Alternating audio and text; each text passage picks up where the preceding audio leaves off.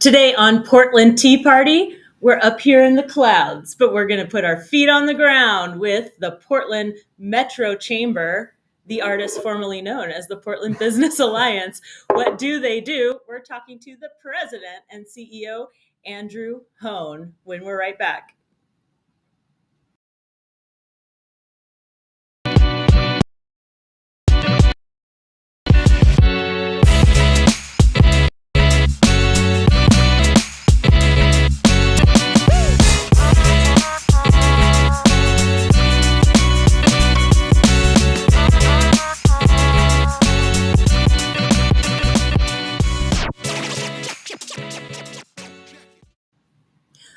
From the windows to the walls. Oh, what a week it has been with new vice presidential candidate Tim Walz, America's dad. Everybody is so excited. Well, not everybody, but everyone I talked to who's already voting for Kamala. It has been so fun to see a new batch of memes come out because that's why I follow national politics. Other than that, we are staying sane this year. Well, now we're paying attention, right? Because we're like hopeful and joyful. But other than that, remember, we're staying sane this year by following what's happening locally where you can have a bigger effect, right? And so we're following the Portland government transition. We're finding out WTF do our leaders do. I can say the word because this is my show. But as a talk show, it's not news, but it might be news to you about how Portland works, right? And you know that I work with small businesses. I work with nonprofits in my day job. This is not my day job, even though it's daytime. It doesn't pay me. This is just for fun because I want you to meet the leaders who are making Portland work. And I want you to see that they're just regular people, right? Because we're so polarized and it's easy to try to find an enemy and somebody to blame. But we need to know that our leaders are real people doing the best they can. And they might see a different path to the goal, but all of us have the goal of making Portland better. So I do think that we are all maybe traveling in different directions, but toward the same destination. And on that note, I want to talk about business today. So I was in a leadership program this past year, and a lot of my cohort were people from the public sector, which I love. Obviously, work with the public sector a lot, and it's super necessary. But it kind of came out a couple times, like people have this huge, not everyone, a few people had this big bias to the private sector, like it was only bad or only evil, or, and I thought that was so crazy because, private sector, not evil, mostly not. And, we can't survive without the private sector. And also, like we're inside it, right? Like my cup was not made by the public sector. Like nothing we buy is from the public sector other than our taxes, which we're forced to buy. I'm pro-tax. Guys, I'm getting off on a tangent. Okay, my point is we need to understand those of us who maybe are suspicious of business, which should be all of us, because business can while out sometimes, let's be honest. We need to understand how it's interconnected with everything we do in the city and how it also pays for a lot of stuff that's going on. Last episode, who did we have? We had the head of Peace Clean Energy Fund, which is creating really remarkable clean energy programs all over Portland. Where do they get their money? By taxing billion-dollar corporations. So there's some Robin Hooding going on. Let's talk about how business works in the city. When I'm back, Andrew Hoan, whose office I have invaded today from the Portland Metro Chamber.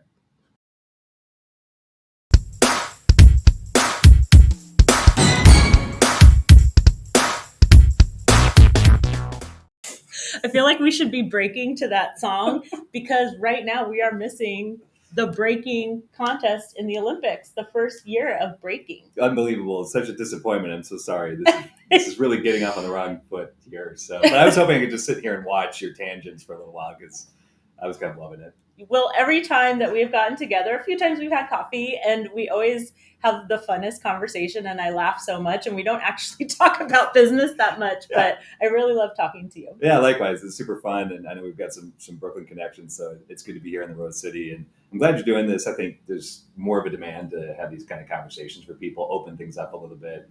Pandemic was a little bit of a rough spot for everybody. A little bit. Just for our city we too. may have had a moment or two. Yeah. But it's time to sort of reignite those conversations, rebuild civic fabric. So glad you're doing this. Thank you for doing it. I know it's not your day job, so keep at it. Hey, I'm just glad so many leaders are agreeing to be on it. I think it's been pretty easy to get people on, and I just think it's because people want to tell their stories, and it's more fun to like do a conversation that's longer than like a really quick news clip or be interviewed for a paper that might only capture some of what you say. So Totally agree. Yeah. So tell me, what is the Portland Metro Chamber for those who don't know? Sure. I mean, we're kind of like any other chamber of commerce, and we're a collective of businesses, 2,200 of them. So we're the largest chamber of commerce in the state of Oregon.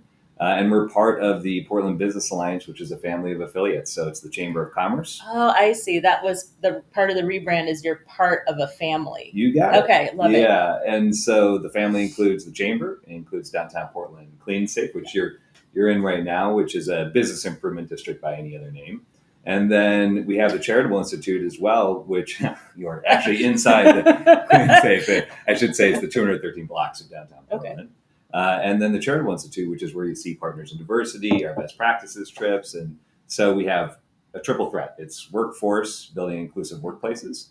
It's picking up, cleaning, securing, and helping to make downtown more vibrant. And then being a voice for business as a Chamber of Commerce. And so that's the three of us that we all work together, share space here, share staff, share resources so we can be more effective. And it's really exciting here. I was coming in this morning and there's like an SUV with tinted windows and people coming in, and right through that wall over there is the Indian consulate. Yeah, well, the tinted windows is actually for me because I'm a Monopoly man and I need to get around, and that's sort of a, Where's your cane and your top hat? I have my monocle in the other drawer here. But yeah, so we have the Consulate General here from India who's meeting with a lot of our traded sector businesses and community members who are interested in international trade. We host stuff like this all the time in our office. We built this space very intentionally when we moved in here in 2019 to be like a gathering point and a very flexible space for people that couldn't have access to these incredible views that we have here, to open it up so people could find a place to gather for free. And we've seen that now more than ever. Things happen in that conference room that I'm so proud of, that big decisions get made, not just for us, but for others. And it's become a gathering place that I'm really proud to see happen, because I think that's what the business community needs to do. We aren't all evil, but opening up and welcoming people in is what we do best. And I think that's part of it. Let's get back to evil, but first, great, because I want to cover evil. Sweet evil. What is a Chamber of Commerce? Like, what is its mission in general, and is it a nonprofit? Like, how's it? What? Yeah, we're a nonprofit. So the Alliance has three corporate identities. We're a 501c6, the Chamber of Commerce, so a membership-based organization, right? So you join us. People sign up with their membership dues. We have a $100 starter fee for brick and mortar businesses, because we know they don't have the time to come out and bother in big meetings, but they want to stay connected and they want to know their voice is being heard. And then we have big businesses as well, just all the big companies you hear about here from Oregon. So we have everybody in between. They join, they want to see action, and they want to be able to connect with one another. And we are a member-driven organization. So when I say that, a lot of people talk about that, but we don't have an ideology or a test about where you land on what side of what issue. We ask you to come in here, represent your business, and help us as staff to formulate positions at the city, county, metro, state, and federal levels. So, because you do a lot of advocacy for business at those different levels, absolutely, right? Yeah. So what's an example of something you would advocate for on behalf of Portland businesses? Sure. So there could be anything from, an infrastructure project, such as what we're seeing over here at Broadway Corridor or over at OMSI. So we're out there championing resources to come into those projects. That's a big one. We often get invited into conversations around tax issues because they impact businesses like Portland Clean Energy Fund. It's always about being at the table to help make policy better. So we're constantly being engaged in those sort of conversations, but it could also be as simple as, hey, we're looking at a street change, or we're looking at a way to activate a park. So it could be anything from as microscopic as a single block to a big, massive regional issue that would impact all of us, like the supportive housing services measure, or in this case, we're getting very involved in the IP17, which is the universal basic income efforts here in Oregon. I have strong feelings. Fair enough. So a lot of people will, right? Yeah. And the reality is, when it's both politics and policy, and as an organization, what we do is we just listen to where our members are. Mm-hmm. And then we try to formulate that into a cogent expression as staff and go fight for it. And so that's what drives us. We love serving our members. I couldn't be more proud of the board we have, all 3 boards of directors. They're people that it's hard to put into words. It's love, right? Because they love this city. No one pays my board to be there. And they show up, they volunteer their time, they give us staff direction, and they care enough to be investors in this city, to be employers here. And it has been a rough few years for the private sector in Portland. There's no hiding that, and it's no one's here saying that we're a victim or anything. But it's been rough, and that's where we're at right now as a community. What do you think are the top challenges facing Portland businesses right now? Amazingly, they are completely the same thing as what faces everybody who lives here. I came here from Brooklyn. In Brooklyn, I talked about economic development and land use issues, and how do we spur growth, and how do we help find matches between workers and employers. Here, I'm talking about public safety, behavioral health, substance abuse, unsheltered and sheltered homelessness. We're talking about things that are vastly and entirely built and founded within the livability spaces. Those are things that are important to everyday residents. And so what we're focused on now, and it's because it's what our members want us to be, is safety, homelessness, chemical and substance abuse issues, mental health and behavioral health issues, what I would call the keystones of livability here in our community. So business issues, community issues, they're really stacked on top of each other right now. Yeah, it's all interconnected. And I think at first blush, you would think, it's all about maybe getting people off the street in front of a retail level business, or like moving people out of the way so I can get into my downtown corporate office. Mm-hmm. But it's also livability so that workers want to live in Portland, because we saw a lot of people move out to the suburbs or even other states during some of the turmoil of 2020 and 2021. Absolutely. Yeah, I think that is often conflated. Yes, of course, does someone want to have to walk and see someone who is literally dying on the streets in front of their business? No. Yeah. Nor should you. No one. I mean, that is a failure of everyone, right? We as a community have to acknowledge we have failed, right? And it's not an issue about business wanting someone to not be there. It's about a person who has a heart and sees someone that is sick and dying and knows that they need to get help. And it's not their day job if they have a clothing retail outlet or a coffee store. It's not. It's something that their heart breaks for, and they want to see fixed. And most of our companies, the larger businesses especially, they have places all over the country, and they know that there are other cities that have figured this out. And so it's like, hey, how do we get to a point where we are facing challenges like other cities of affordability, which drive homelessness, but we can somehow now find a way to get someone a safe place to go and the help that they need to get them on the road to recovery, get them on the road to stability. I would say for me, one of the biggest examples how the business community shows up is what we do with Downtown Portland Clean and Safe. Mm-hmm. We employ almost an incredible workforce of formerly unsheltered individuals going through I didn't know that. Yeah, if you walk around, I'm sure most people have seen, they proudly call themselves the barrel pushers. They walk around downtown, the very streets they used to sleep on. Now they're getting peer addiction, chemical addiction counseling. They're getting placed into affordable housing, and they're getting gainful employment with benefits to help pick up and make our street beautiful, remove graffiti, power wash streets and sidewalks. That's how the business community shows up in this space. In addition, again, here in our office, the tax that funds supportive housing services was negotiated right next door, right? About how do we pay for this? And it wasn't necessarily about what are we paying for? Everyone believes we needed to resource something significant.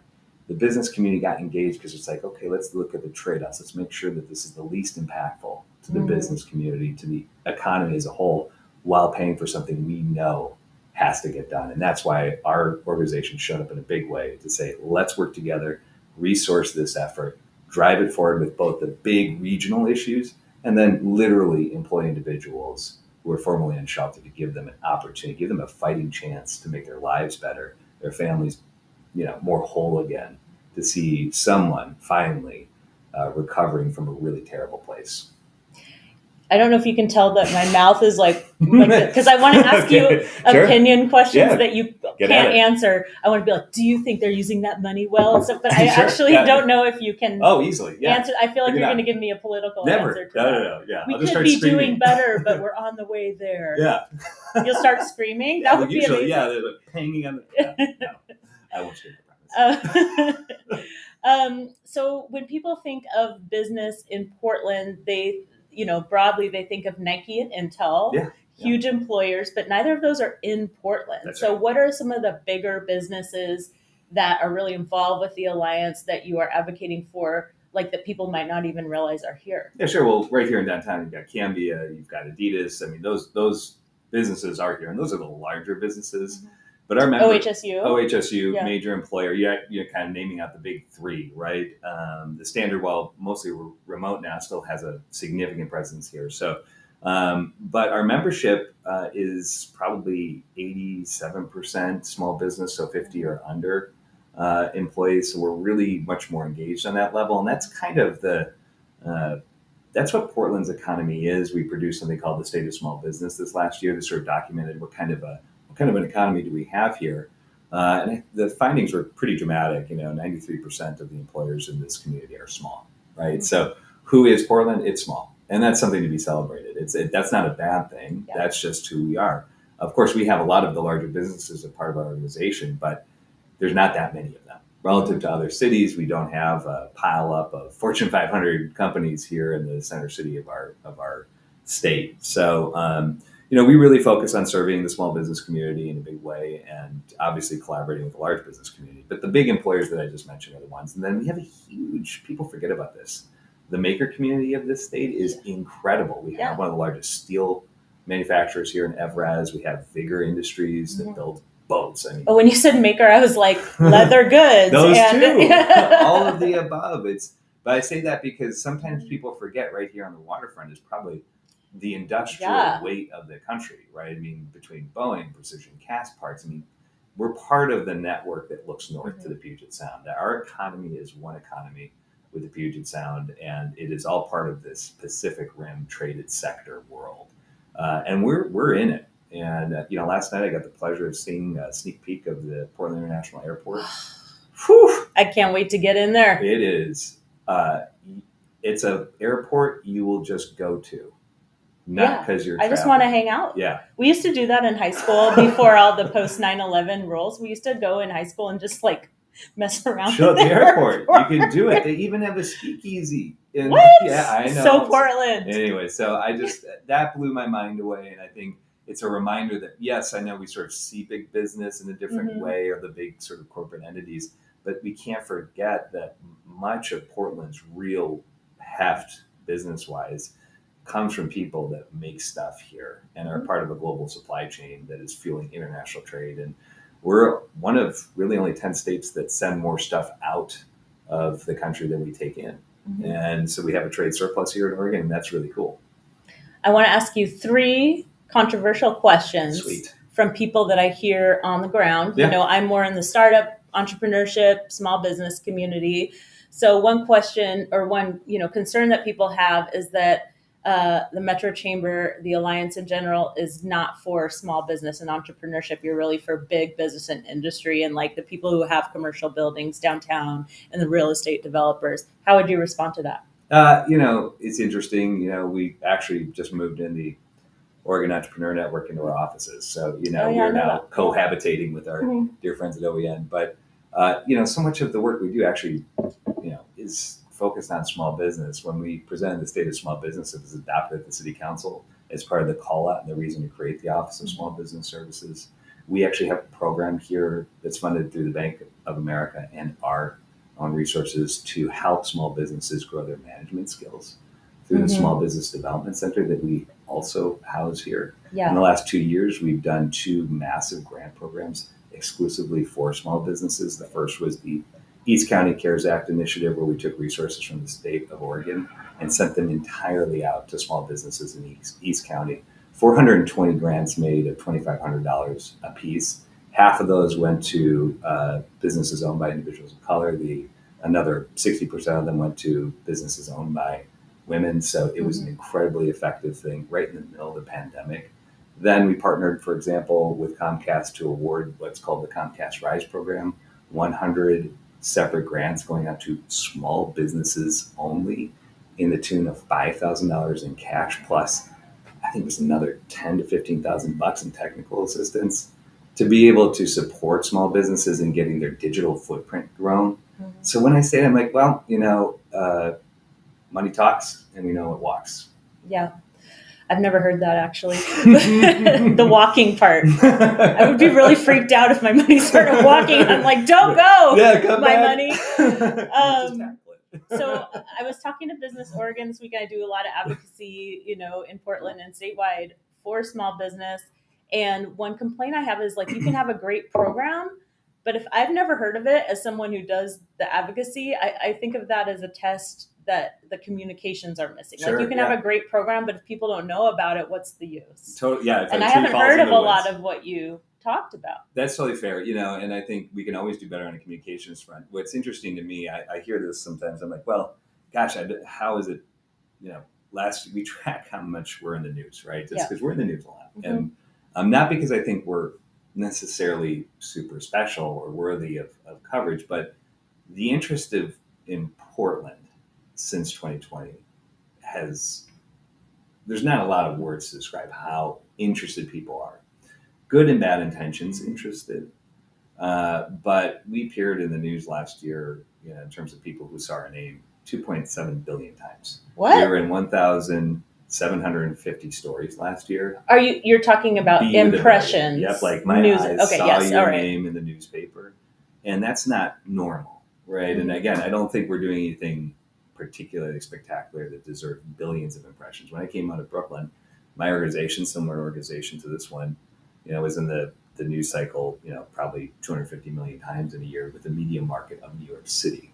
So it gives you the extent of like, hey, can we do more? Yes, of course, constantly. We struggle with how to meet people in a sense where they are to make sure people are aware of this programming. Yeah, I mean, small business owners are very busy and we don't have time or attention, which is a lot of what I tell the government agencies, like, you can't wait for people to find you. You have to that's a different episode.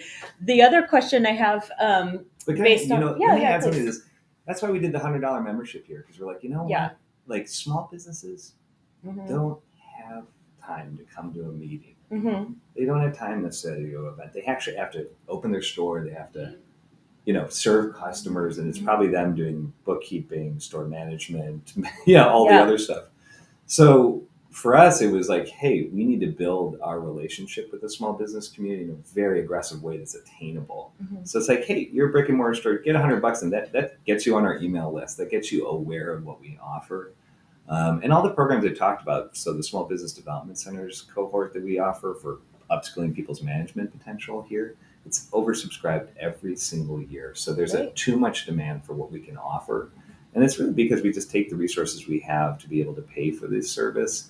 And there's just not enough resources we can pump into it. So, again, I wish we could do more on it. It's a fair criticism that we aren't meeting people exactly where they are. And I'd take any suggestions people have to offer to be better in that space. Well, one suggestion is be on Portland Tea Party, so you're doing it right now. Check. Okay, second complaint, East County. Love it. Tell me more. Well, you're so focused on downtown, or it seems as though downtown, and I understand the importance of a downtown. We could talk about that. But that like beyond 82nd Street on the east side gets really sort of discounted in its value, or doesn't get as much attention is what I've heard. Well, by the way, that's true. Like East County doesn't get attention. And that's not just a chamber issue. That's like a complete failure. I would point everybody to our State of the Economy report from 2019. Actually, the first thing that I did one of the first things I did, I got the chance to meet with former Governor Brown, and I asked her, what's the one thing that the business community could do in your eyes? What advice would you offer me as a new person to this community? And she said exactly what you just said.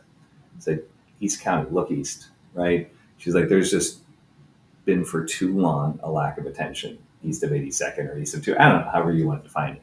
So the first thing I did was to focus one of our major economic analyses on East County's economy. Like, let's talk about what it is first. Where are the disparities? And so you can look up right now if you want our report from 2019 on East County. It's why we also formed. I don't have time to do that. Yeah. Tell me right now. It's rough. I mean, and is it better 5 years later? No. It's not. The whole region's not doing better 5 years later. So, Fair. it's particularly challenging in East County. The point of the report offered up the obvious, which is, first off, the disparity between East and West and median household incomes is dramatic, not just in terms of the incomes, but also things like the cost burdening of home ownership. Right. Then on top of that, you look at the jobs and where they are coming and going to. So one of the statistics that came out of that is that East County residents uniformly travel for their work. And then the jobs that are in East County are almost uniformly occupied by someone not from East County. So interesting. It's a dramatic transportation challenge as well. So all those things help to formulate our East County policy agenda, which we also have transparently posted on our website as well, in which we actively fought and sought to get resources for East County as a result of that. And it's what also delivered us the resources to be able to do a grant program specifically for East County. Oh, nice. So I would say this, the problem that we have oftentimes is because downtown is one of the parts of the family. We literally are the oldest, largest business improvement district in the state of Oregon. We get a lot of focus on downtown because downtown's literally in our DNA here at the organization. Yeah. We are driven by those that resource us, and they need attention right now to certain issues that they're facing. So part of the reason we focus so much is because downtown's part of who we are, and that's just reality. But and it's perhaps, correct me if I'm wrong, it's a bigger economic driver because maybe there's more jobs, more tax revenue coming from downtown. And if you don't have a vibrant, attractive downtown, you're losing a lot of tourism dollars, a lot of spending from people outside the city. Is that right? It's absolutely true. And, but at the same time, we're pulled a lot east. For example, my most recent past board chair, his business, Orlando Simpson's out in East County. Our incoming board chair, Michael Liu, has Foodland Shopping Center in East County out on 82nd Street. So, people say that it's like, okay, well, our, two most recent board chairs are both East County residents, well, not residents, but their businesses are focused there. And so I say East County's at the top of our leadership right now. So again, I say the proof's in the pudding. Like, where are we spending our resources? What grant programs have we done? What analysis are we driving at? What policy work are we driving at? And repeatedly, it's all of the above focused on East County is not a bad resume for focus there. And I would say this, the disinvestment in East County is dramatic, and it's a problem I think that Portland has, which is, for me, something we'll be doing differently next year. The state of Oregon has generally not invested in the city and region.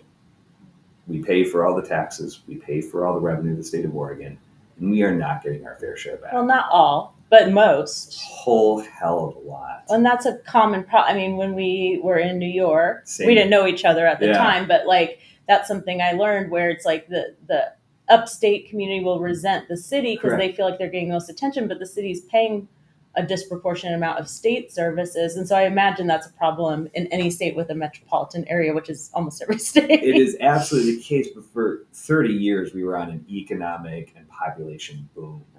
And so whether or not we were getting an appropriate share of resources back was never an issue. Portland was always like, we'll go it alone. This is why we need to do everything by ourselves. We have to stand up our own homeless services measure, our own preschool measure. We have to fix all of our problems here. But we're not in that place right now, and we need to be asking people not ashamed to say we need help here right now. Like, we need investment from the state and federal government. And I think the federal government's figured that out. Look at the CHIPS Act, look at the I-5 bridge investments, look at what they're doing with the Albina Vision Trust with the reconnecting grants, right? That is serious dough coming into our community because of our federal partners saying we're going to deliver for Portland in a big way. And it, of course, positively impacts the whole state. But I think we need that same attitude from our state partners. And I'm not saying they're disinvesting or not doing something right. We've just never really organized ourselves in a way to really appropriately ask for the right resources and say, here's the investments we need. We need to wake up, have a little bit of Portland swagger and say, hey, we're here, but we need to remind you that this is the engine of the state economy, and we do need investment. And East County is a place you start to look at and say, what could we do more? if we were getting the appropriate share of resources back to the region. You lost me at Portland Swagger because I started picturing like a really cool parade where people were doing cool walks and like unicycling and then like breakdancing. Yeah. Okay, I'm catching you off guard so you can answer my last controversial question, which is, love it. Are all the decisions of the Business Alliance being made by a bunch of old white dudes on behalf of the region? And is there like a secret cabal of old white dudes that's deciding the elections and like travel Portland and the city of Portland? Like, do you guys all smoke cigars and make decisions? Well, is that totally true? There's the secret meetings in the back. They're in the specifically Arlington Club in the back room. Yeah. We don't want anybody to see any of it. And, there's a lot of... Do you just do evil laughs? Of maps. Yeah, there's sharks with lasers on their heads. It's great. You're evading the question. Of course not. We have, process is what matters for me and for our team, especially in policy. So one thing that we get a lot of, this may surprise you, pushback on is how laborious our process is. Okay. So, whenever we do any considerations for positions that we take, we run them through committee. We have... I want you to hold that thought because that's some tea. Yeah. Can we come back to that? Sure, bring it on. But just yes or no. Tea. Are the decisions being made by a bunch of old white No. dudes? Okay, thank you. On the record. All right. Andrew, we're going way over time, but I just love talking to you. Will you stay for some tea? Yeah. Just not sorry. I my show. I let it go over time because guess what? What? That's what comes with not being on a network is I can do whatever you want. The F I want. All right.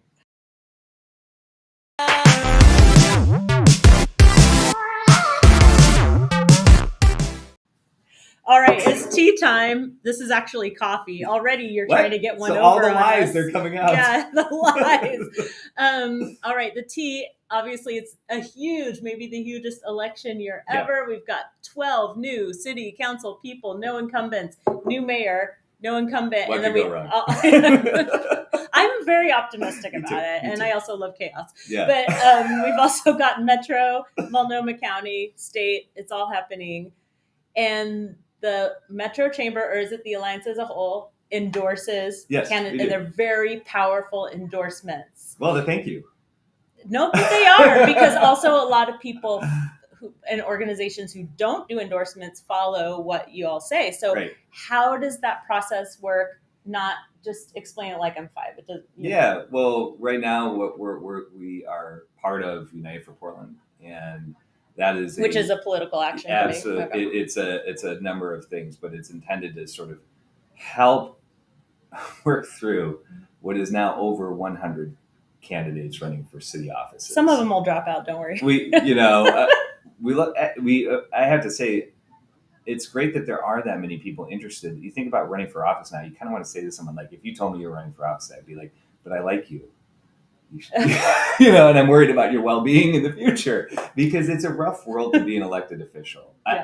If people can be upset right now, and rightly so, but it's really hard to run for office. And right now we don't treat our elected leaders very nicely. No, that's the word. I mean, the trolling is the number one thing that would keep me from doing that. And it gets really personal. So anyway, so what we'll do is we'll take a look at all the candidates.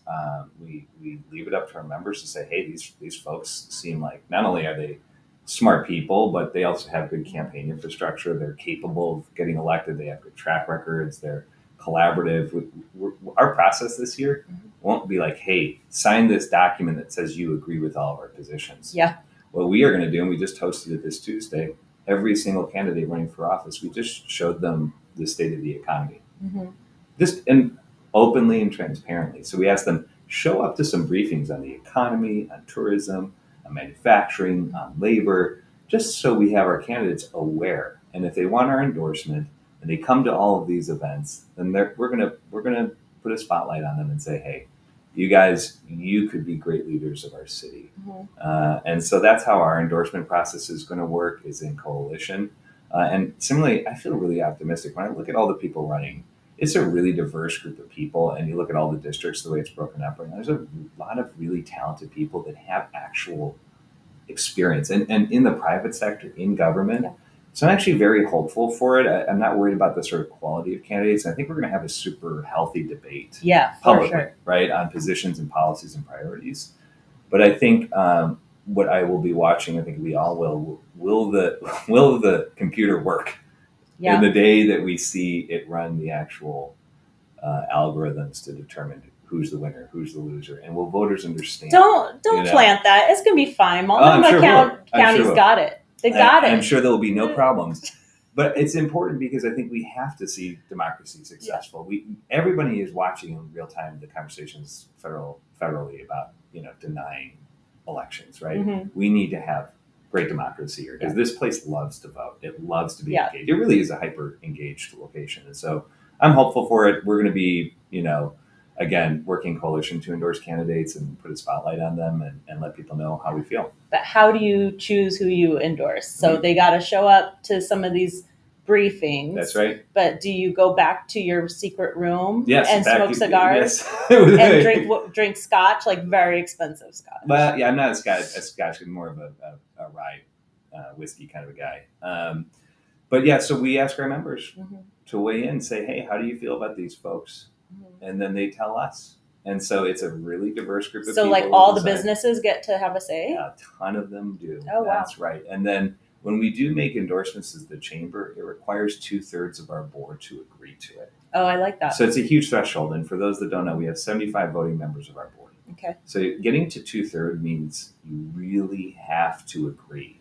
Because as you can imagine, what impacts a retailer versus a banker versus a manufacturer, tech company, really different. And so people come with really different perspectives about how the way things should be. So getting to 2/3 is always hard for us. And it's particularly hard on issues, but we will weigh in on both measures and on candidates, and it requires that level of consensus to be able to support someone or something. So you can expect that whatever we do roll out with, it's really based on a lot of process and a lot of agreement amongst a lot of people. So that, I said it was true about the white guys in the back room. It's really not. It's 75 people voting. It's a ton of collaboration and consensus. Do you have veto power? No, not at all. We've made choices and decisions and things that I disagree with. But again, it isn't actually about me. We're an organization that doesn't, I'm here to serve my members, and where they land is really important. And my job is to go get the job done for them. Most important question I'm going to ask you today. Oh, you already know I'm joking. My nickname for 20 years has been the Mayoress. Yes, well, I voted for you. Well, will the Alliance endorse me as the Mayoress? Done. I'll go get the gavel right now and just ignore everything I just said and say you have been approved. I'm putting it on my website. How many millions of dollars in cigars do you need? No. I just fly Your down. bank account just got flush. No. I take donations from all entities. Yeah, it's all in cryptocurrency, by the way. Yeah. Can you imagine?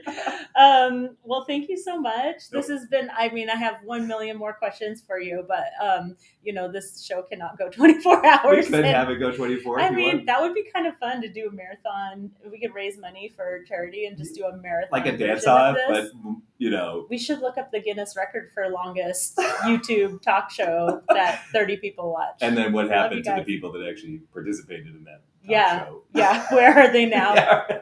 Nice. All right. When we get back, where the party's at.